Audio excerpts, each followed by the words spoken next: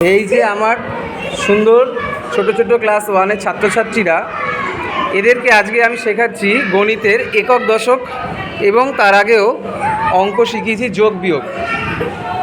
যোগ বিয়োগের ক্ষেত্রে এদের অনেক সময় ভুল হতো, কিন্তু আজকে আমি অবাক হয়ে গেলাম যখন আমি টাকা পয়সা দিয়ে ওদের অঙ্কগুলো শেখাচ্ছি, তখন ওরা খুব সুন্দর করে যোগগুলো করতে পারছে, কোনো ভুল হচ্ছে না। যেরকম ও হচ্ছে স্নেহা। স্নেহা, এটা কত সংখ্যা কত? 10। Very good. হাতে নাও, ডান হাতে নাও, পেন্সিল রাবারটা রেখে দাও, পকেটে রাখো, কেউ হাত দেবে না পেন্সিল রাবারে। 10।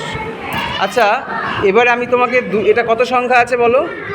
তোমার এখন সংখ্যা কত হলো? 12। তোমায় জিজ্ঞেস করিনি আমি, কত হলো? 10 আর 2-এ 12। 12 আর 2-এ 14।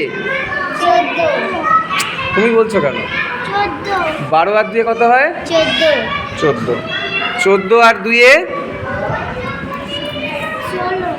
সাবাস। তাহলে আমরা দেখতে পাচ্ছি যে ওরা যখন আমি পয়সা দিয়ে ওদেরকে শেখাচ্ছি, ওরা কিন্তু খুব সহজেই শিখতে পারছে। দাও, কোনো ভুল হচ্ছে না। নিম্মি, ধরো, কত টাকার কয়েন এটা? তোমাকে আমি এখন কত টাকা দিলাম?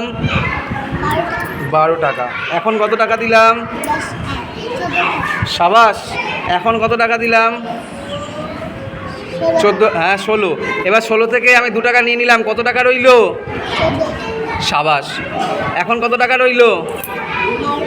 সাবাস। কি সুন্দর বিয়োগ করছে, কিছু বলতে হচ্ছে না। এখন কত টাকা রইল?